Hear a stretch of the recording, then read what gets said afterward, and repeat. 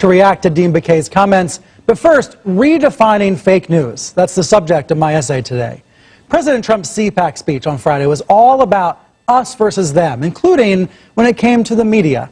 I heard him trying to delineate between good outlets and bad news outlets. So I'm not against the media, I'm not against the press, but I am only against the fake news media or press. Fake. Fake. That word has gotten a lot of use in the past few months.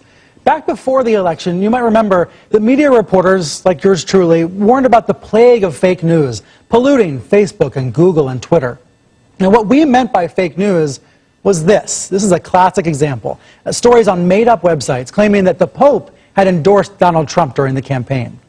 Many people were fooled by these fake stories. I've been snookered a time or two myself. Anonymous writers invent these stories either to profit from the clicks or to spread propaganda for a government. That's the media industry definition of fake news. But after Election Day, Trump and some of his conservative media allies sought to redefine the term, and they've largely succeeded. To Trump, fake news is any story, any network that he doesn't seem to like. So let me take a minute and translate Trump for you. Here's more of what he said at CPAC. I'm against the people that make up stories and make up sources. They shouldn't be allowed to use sources unless they use somebody's name. Let their name be put out there. Let their name be put out. Translation: Trump is incensed by reporting from the Times, CNN, the Washington Post, and other newsrooms, reporting using anonymous sources. But faking a source is a fireable offense. When anyone at these places has to use an anonymous source, they vet the source carefully and get approval from their bosses. But I think when Trump says these things, we need to explain that to our viewers watching. Now, back to Trump. And they make up something else. And you saw that before the election. Polls. The polls. Take a look at their polls over the last 2 years. Now, you'd think they'd fire the pollster, right? After years and years of getting battered. But I don't know. I mean, who knows? Maybe they're just bad at polling. Or maybe they're not legit. Translation: maybe Trump wants his approval ratings to rise. The polls are not fake. They are scientifically based. Now, some polls are better than others, and that's why CNN and other outlets have polling standards. But polls are not fake news. So on Friday, when Trump ripped into CNN and other news outlets, Fox's Shepard Smith tried to correct him. Watch. In short, fake news is made-up nonsense delivered for financial gain. CNN's reporting was not fake news.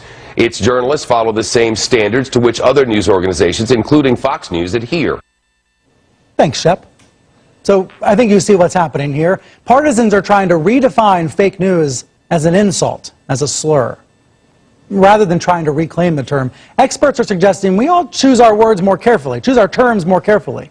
This weekend at a conference all about misinformation, Claire Wardle said there's a spectrum of fake stuff out there. Check this out. Over on the left, you see satire like The Daily Show and The Onion, not intending to hurt anybody. And then on the right side, these are the worst of all, fabricated content. 100% false stories designed to deceive and do harm.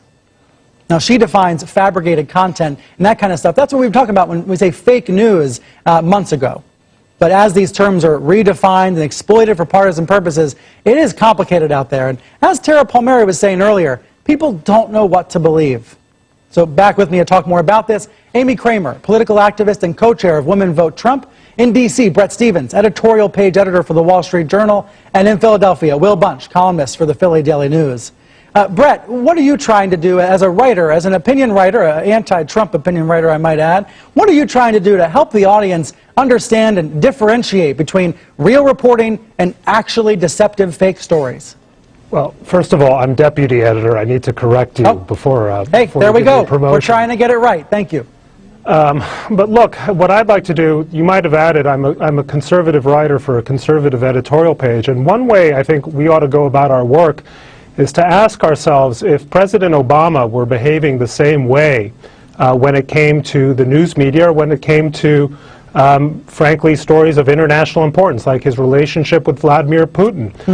What would some of my friends on the right have to say about that? And should we not apply the same standards? We were all outraged when the Obama administration attempted to bully and muscle out Fox News from the pool, right? So we should apply a similar standard when it comes to efforts to do the same by this right-of-center administration to CNN or other news outlets perceived to be left-wing. We're all constitutionalists. I'm sure my friend on the screen also is a constitutionalist. That also means a real respect, above all, for the First Amendment and for understanding just how important, the importance that our founders attached to a free and unfettered press.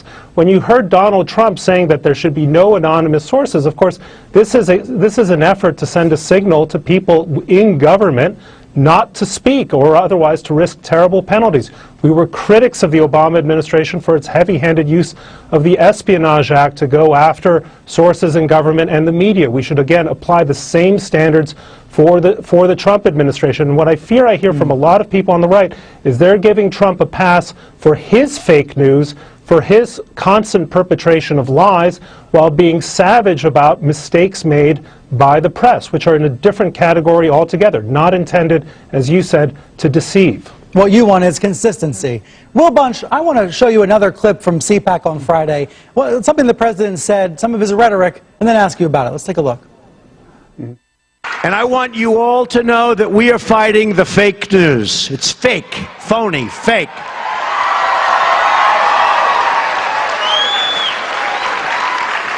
A few days ago, I called the fake news the enemy of the people, and they are. They are the enemy of the people. Will, you wrote for the Philly Daily News that this language, enemy of the people, that it has historical parallels. Tell us about that.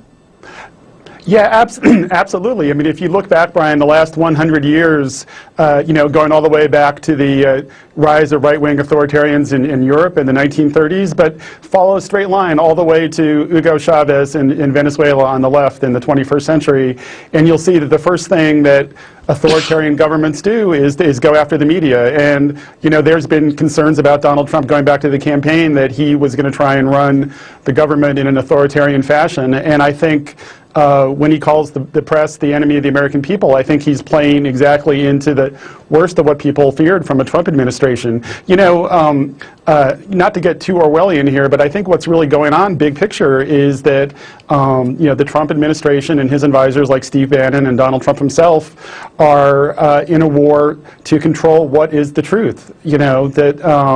When they tell repeated lies like about the murder rate in America or even about little stuff like the number of people at his inauguration, they're trying to create a scenario where they and not the media are the ones defining the truth. And so tearing down the media is also part of the strategy.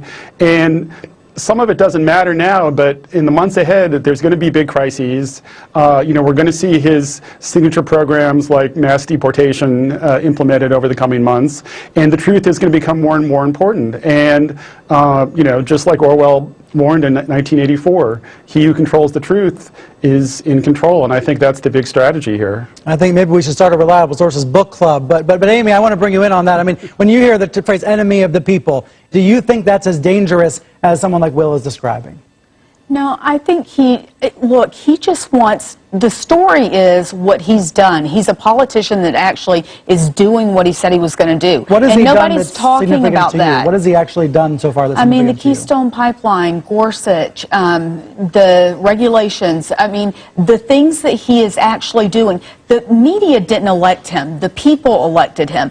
And the people deserve to know exactly what he's doing. And when it's a constant barrage of everything negative, not talking about what the administration is doing, the people tune out. They don't believe the media. Yeah, I think the challenge we face is that when we're fact-checking President Trump, it's perceived as being an attack against him. Well, so what has he done? He has gone straight to Twitter where there's no filter and he can talk to the people, and then he comes out and has a press conference. He wants the people to know what he's working on, what he's doing, and the people want to know that. The people want to know exactly what's going on. I mean, honestly, I'm tired of hearing about all this. I'm really tired of it.